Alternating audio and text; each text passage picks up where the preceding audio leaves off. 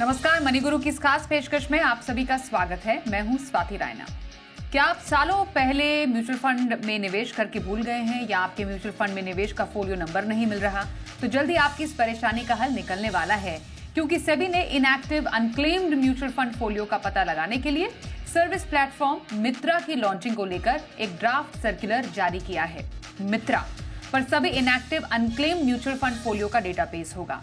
तो शो में इसी की हम खासे जरा समझेंगे। हमारे साथ दो खास एक्सपर्ट्स हैं, वाइज इन्वेस्ट के सीईओ हेमंत रुस्तगी और mutual fund expert Vishwajeet Parashar हमारे साथ हैं आज। दोनों ही एक्सपर्ट्स का बहुत स्वागत करते हैं आज के इस खास कार्यक्रम में। और सबसे पहले समझना जरूरी है, मित्रा नाम तो एक सेल्फ एक्सप्लेनेटरी लग रहा है उन तमाम अनक्लेम्ड अकाउंट्स के लिए, उन तमाम ऐसे फोलियोज के लिए जिनका कोई अता पता नहीं है। तो शायद ये मित्र ही पता लगा पाएगा ऐसे अनक्लेम्ड अकाउंट्स का। थोड़ी खासियत समझ लेते हैं। हेमंत जी, क्या कहता है सेबी का नया प्रस्ताव और जरूरत क्यों पड़ गई? स्वाति, आई थिंक जैसा आपने बिल्कुल सही कहा कि जो अनक्लेम्ड फोलियोज हैं, जहां पे लोगों ने काफी साल पहले इन्वेस्ट किया है, किसी कारण से या तो इंफॉर्मेशन कंप्लीट नहीं है या फैमिली में किसी मेंबर्स ने इन्वेस्ट किया है, उसका कोई ट्रैक नहीं है, तो मुझे लगता है उसको फिगर आउट करने की बहुत ही जरूरी थी। और मुझे लगता है ये बहुत ही इंपॉर्टेंट इनिशिएटिव है सेबी का। मुझे लगता है इससे हजारों शायद लाखों निवेशकों को फायदा होगा। उनके जो पैसे हैं, जिनको किसी कारण से वो ट्रैक नहीं कर पा रहे या उनको इन्फॉर्मेशन नहीं है, वो इन्फॉर्मेशन इनको मिलेगी।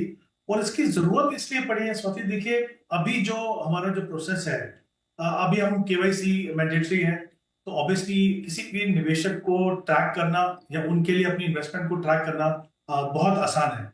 और अभी तो आपको वैसे भी एक जो स्टेटमेंट मिलती है कैश, वो वहां से आपको पूरी इंफॉर्मेशन मिल जाती है।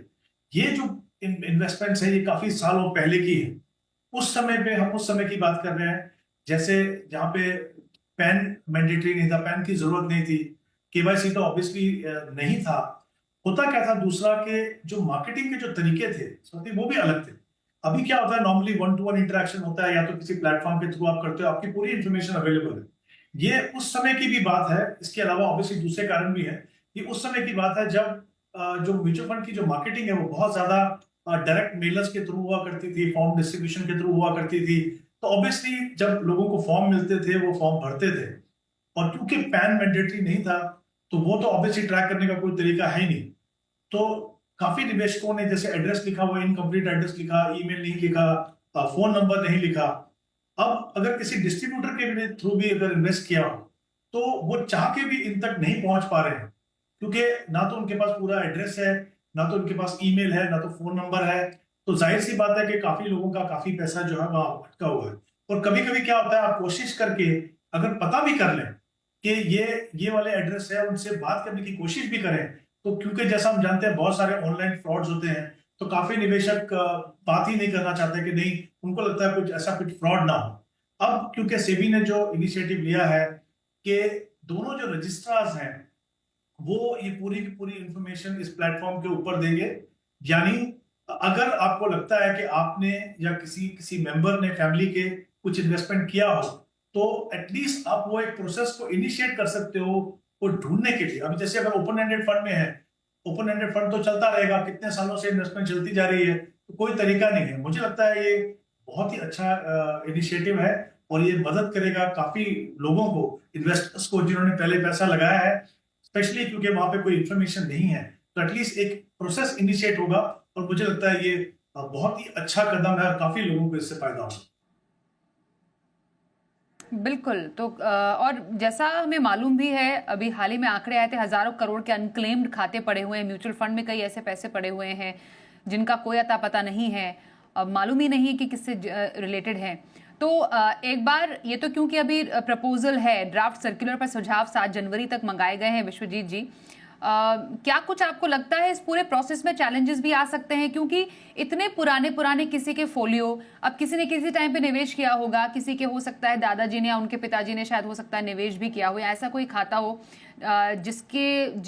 जिनका वो खाता हो, वो खाता धारक ही ना रहा हो अब म्यूचुअल फंड में, या उनके फैमिली वालों में किसी को पता ना हो। तो आपको लगता है कि ये जो कॉम्प्लिकेटेड केसेस है उसको भी आसान बनाने में कारगर साबित हो सकता है मित्रा? बिल्कुल स्वाति जी, मेरे ख्याल में जो चैलेंज आपने बताया ये उसी को सॉल्व करने का पहला कदम है। अगर हम देखें तो आज टेक्नोलॉजी और आर्टिफिशियल इंटेलिजेंस की मदद से हम बहुत सारे डेटाबेसेस को कलेक्ट कर सकते हैं और उसको कोरिलेट कर सकते हैं। तो कहीं न कहीं ये जो कदम उठाया है सेबी ने जो मित्रा के थ्रू, और ये दोनों रजिस्ट्रार जो इसके ये पोर्टल लॉन्च करेंगे, तो वहाँ जाकर मान लीजिए किसी के दादाजी की डेथ हो गई है और उन्होंने किसी म्यूचुअल फंड में निवेश किया हुआ था, तो आज वहाँ पे जाके आप 3-4 इन्फॉर्मेशन जो भी आपके पास हैं, उसमें से मैंडेटली 2 इन्फॉर्मेशन अगर मैच कर जाती हैं, तो आपको काफ़ी डिटेल्स उस फंड की मिल सकती है, और फिर वहीं से जाकर जब आपके पास डिटेल आ गई, तो आप वहाँ जाके उसको क्लेम कर सकते हैं। अगर आप लीगल हेयर हैं या कभी नॉमिनी उसमें कहीं लिखा हुआ है, तो क्योंकि वो आपको जानकारी ही नहीं थी, क्योंकि अब आपको जानकारी मिल गई है कि इस फंड का ये फोलियो है और ये डिटेल्स आपने उसमें फिल करी हैं, तो आप उसको क्लेम करने के लिए कोशिश कर सकते हैं और वो पैसा आपके अकाउंट में ट्रांसफर हो सकता है। तो मेरे ख्याल में ऐसा चैलेंजेस नज़र नहीं आना चाहिए, और क्योंकि ये कदम भी इसीलिए उठाया है कि जो सफाई होनी चाहिए कि जो पुराना अनक्लेम्ड फंड है, लास्ट ईयर तक जो मैंने डाटा पढ़ा था वो 2600 करोड़ का था, और बढ़ा ही होगा, घटा नहीं होगा। पर म्यूचुअल फंड्स में एमफी ने काफ़ी अवेयरनेस करी है, और मेरे ख्याल में आगे चल के भी सारे डिस्ट्रीब्यूटर्स, एमफी और एएमसीज़ के वेबसाइट पे जाके आप अपना ये अनक्लेम्ड वाला डेटा चेक कर सकते हैं, और अगर कोई डिटेल आपको मैच कर जाती है, तो आप उसको क्लेम कर सकते हैं। तो ये जितना भी अनक्लेम्ड फंड पड़ा है, कहीं न कहीं उसमें काफ़ी कमी आएगी, और लोगों का पैसा है वो वापस उनको मिल जाएगा। बिल्कुल, और डिटेल इसमें ये भी बताई गई है, क्योंकि इसकी चर्चा ही कर रहे थे कि कितने पुराने खातों का यहाँ पर निपटारा हो सकता है उनको लेकर 10 साल तक जिसमें कोई लेन देन ना हुआ हो। मतलब हेमंत जी, एक टाइम फ्रेम सेट किया गया है कि 10 साल तक लेन देन नहीं हुआ हो, जैसा आप बता रहे थे उसी में मैं ऐड कर रही हूँ। और इनएक्टिव पोर्टफोलियो जिसमें कोई यूनिट बैलेंस मौजूद हो, और ओपन एंडेड म्यूचुअल फंड इसमें शामिल हैं, और फोलियो जो रिडीम नहीं हुए हो या गलती से छूट गए हो। तो ये कुछ ऐसे खातों का पता लगाने के लिए मित्रा जो प्लेटफॉर्म है उस पर काम करने की जोर शोर से कवायद शुरू हो चुकी है, और उम्मीद करते हैं कि इससे अनक्लेम खातों की जो समस्या है इस वक्त फाइनेंशियल जो सिस्टम में बनी हुई है वो दूर करने में कारगर साबित होगा। आइए इसी के साथ हमारे पहले आज के कॉलर से भी बात कर लेते हैं शो के, और जानते हैं उनका क्या सवाल है। सिबा प्रसाद इस वक्त हमारे साथ हैं फोन लाइन पर। सिबा जी सर, स्वागत करते हैं आपका हमारे आज के मनी गुरु प्रोग्राम में। जानना चाहेंगे, आपने सवाल भेजा, आपका मौजूदा कुछ इन्वेस्टमेंट है जो आप कर रहे हैं, और आप एक पर्टिकुलर टारगेट के लिए इन पैसों को इकट्ठा करना चाहते हैं। थोड़ा सा और डिटेल्स देंगे, अभी आपका जो एक्चुअल जो इन्वेस्टमेंट है कहाँ कहाँ पर है? अभी एक्चुअली मेरा HDFC फ्लेक्सी में चल रहा है। हेलो। ओके। अभी करेंटली मेरा 10,000 का SIP चल रहा है। HDFC फ्लेक्सी में 3,000, SBI कंट्रा में 2,000, और ICICI प्रूडेंशियल वाला 1 मिनट, और ICICI 2000 शायद आपने बताया। हाँ, ICICI प्रूडेंशियल ब्लू चिप वाला में 2,000, और मोतीलाल ओसवाल में मेडिकेप में 1,000, और निप्पन इंडिया स्मॉल में 2,000। ठीक है, ओके जी। तो मुझे बात बताइए सिबा जी, आपकी उम्र क्या है और आपका टारगेट क्या है जिसके लिए आप इन्वेस्टमेंट कर रहे हैं? अभी 37 मेरा उम्र चल रहा है। अभी 10,000 का SIP कर रहे हैं। अभी उसको 1 लाख मैडम, उसको 90,000 ऐड करना है। आप बढ़ा भी सकते हैं। इसमें इसको ऐड करना है। ओके, तो आप ये जो कह रहे हैं कि मुझे 25 सालों तक आपको इन्वेस्ट करना है, आपकी कुछ रिटायरमेंट प्लानिंग सी लग रही है मुझे? नहीं, एक्चुअली क्या हमारा बिजनेस है, इससे उसको वेल्थ बढ़ाने के लिए खर्च करना है। ओके, ठीक है। मैं अपने एक्सपर्ट से ही जान लेती हूँ, अगर कुछ और इन्फॉर्मेशन की जरूरत होगी तो हम आपसे जरूर बात करते हैं। अभी हेमंत सर, जरा आप इनके पोर्टफोलियो पर जरूर एक नजर डालेंगे। कैसा पोर्टफोलियो लग रहा है? 10,000 का ही अभी SIP कर रहे हैं हालांकि, लेकिन हाँ पोर्टफोलियोज अच्छे खासे हैं इनके पोर्टफोलियो में फंड, लेकिन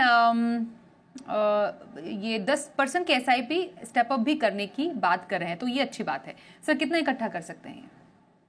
इस बात में देखिए 2-3 इंपॉर्टेंट चीजें हैं इस पोर्टफोलियो में। एक तो जैसा इन्होंने कहा कि इनका जो टाइम होराइजन है वो 25 साल है, ऑब्वियसली बहुत लंबा समय है, और सबसे बड़ा फायदा ये होता है जब आप इतने लंबे समय के लिए इक्विटी में इन्वेस्ट करते हो, तो एक तो आपको जो इक्विटी की जो सही पोटेंशियल है उसका फायदा होता है, दूसरा पावर ऑफ कंपाउंडिंग का फायदा होता है, तीसरा क्योंकि आप SIP से आप इन्वेस्ट कर रहे हो तो मार्केट वॉलेटिलिटी का जो रिस्क रहता है आपके पोर्टफोलियो में उसका इम्पैक्ट कम होता है, और साथ ही इनफैक्ट उसका फायदा आपको होता है क्योंकि आप एवरेजिंग कर सकते हो ओवर ए लॉन्गर पीरियड। तो आई थिंक बिल्कुल जो इनकी स्ट्रैटेजी है वो बिल्कुल सही है। अगर मैं इनके म्यूचुअल फंड पोर्टफोलियो देखूं उससे पहले अगर हम इसका ओवरऑल पोर्टफोलियो देखें तो इनके पास एनपीएस में इन्वेस्टमेंट है, पीपीएफ में इन्वेस्टमेंट है, फिक्स डिपॉजिट में इन्वेस्टमेंट है, राइट। तो मुझे लगता है कि एक अच्छा पोर्टफोलियो उन्होंने बनाया है मिक्स।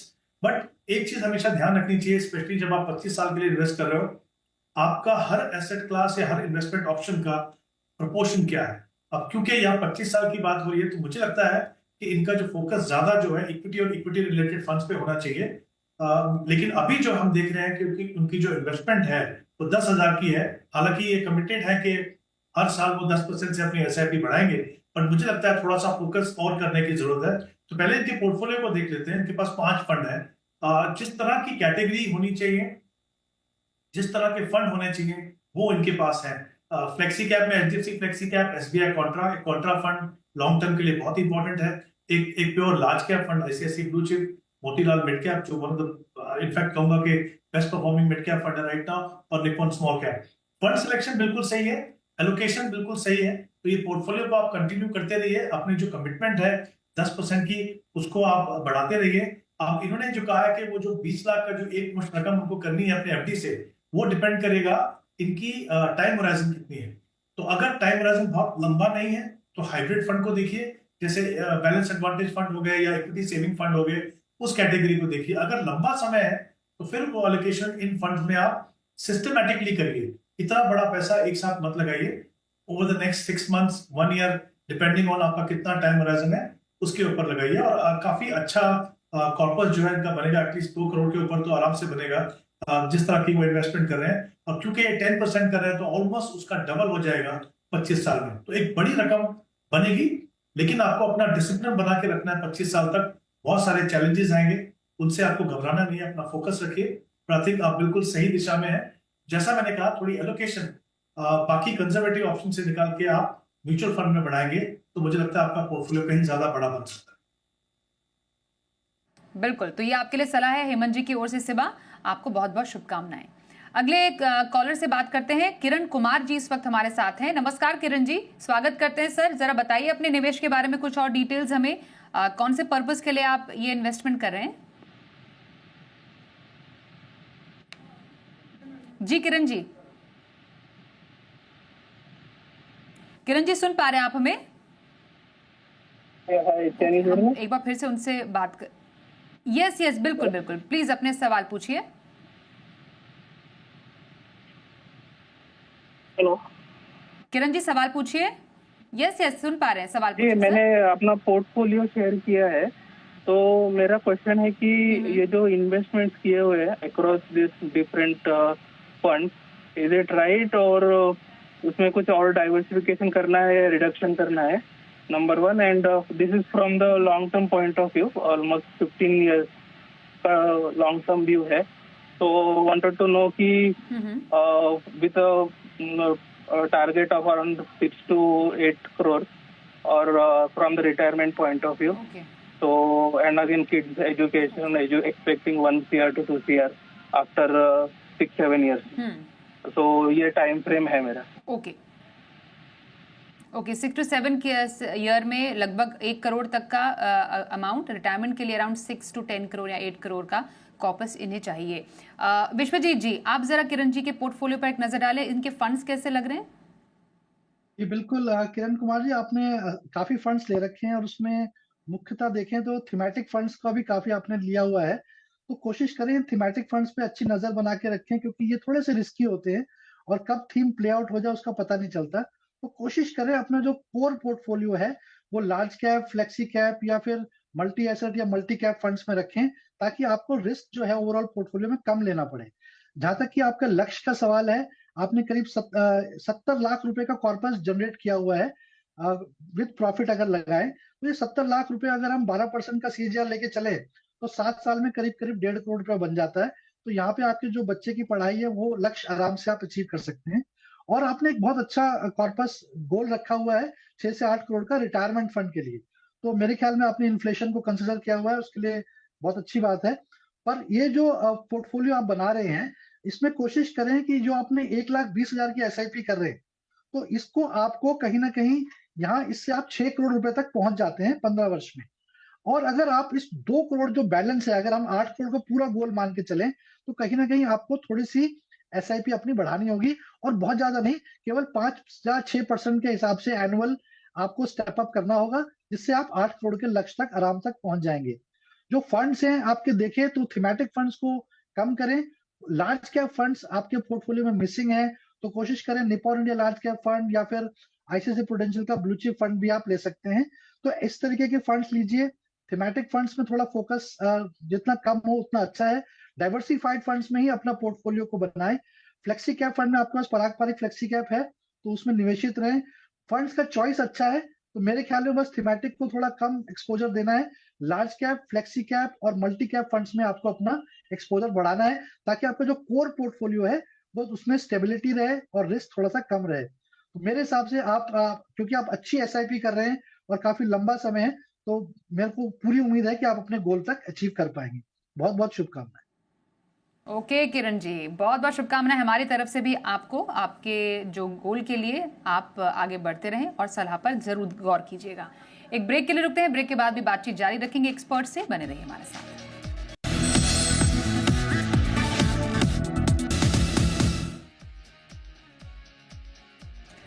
और आइए अब अगले हम अपने कॉलर से बात कर लेते हैं। दयाल आहूजा इस वक्त हमारे साथ है। नमस्कार सर, अपना सवाल पूछिए। आप क्या जानना चाह रहे हैं हमारे एक्सपर्ट से? थोड़ी और डिटेल्स दे सकते हैं अपने इन्वेस्टमेंट से जुड़ी हुई? जी सर, मैंने एक 70,000 की SIP की है, 6-7 महीने हो गए हैं। मैंने डिटेल्स सब शेयर किया है, और रिटायरमेंट मेरी नेक्स्ट ईयर ड्यू है। तो I am trying to build a corpus of around 2 crore by the year 2031। तो अभी इसके लिए जो करंट पोर्टफोलियो है, इज इट इनफ, या फिर उसमें कुछ प्रूनिंग? मेरे ख्याल से म्यूचुअल फंड भी ज्यादा लिए हैं, क्योंकि मैंने यही कोशिश किया था कि उसमें से जो पैसे परफॉर्मिंग होंगे तो 6-8 महीने वो रखेंगे, बाकी के प्रून कर देंगे। तो अभी मुझे गाइडेंस चाहिए कि इसको कैसे मैनेज किया जाए, इसमें कुछ एडिशन करेक्शन करने की जरूरत है, और whether I am on the right course और नॉट, क्योंकि रिटायरमेंट फंड मिला के करीब 2 ईयर का मेरा टारगेट है। Right sir. Hemant ji, without any further ado please इनका पोर्टफोलियो देखिए। इस वक्त अप्रोच तो बिल्कुल सही है। SIP से इन्वेस्ट कर रहे हैं इक्विटी फंड में। ऑब्वियसली रिटायरमेंट कॉर्पस बनाना एक बहुत ही इंपॉर्टेंट गोल है, लेकिन थोड़ा सा इशू ये है कि इनके पास जो समय है, जैसे उन्होंने कहा 5 साल का समय है। जब आप SIP से इन्वेस्ट करते हो,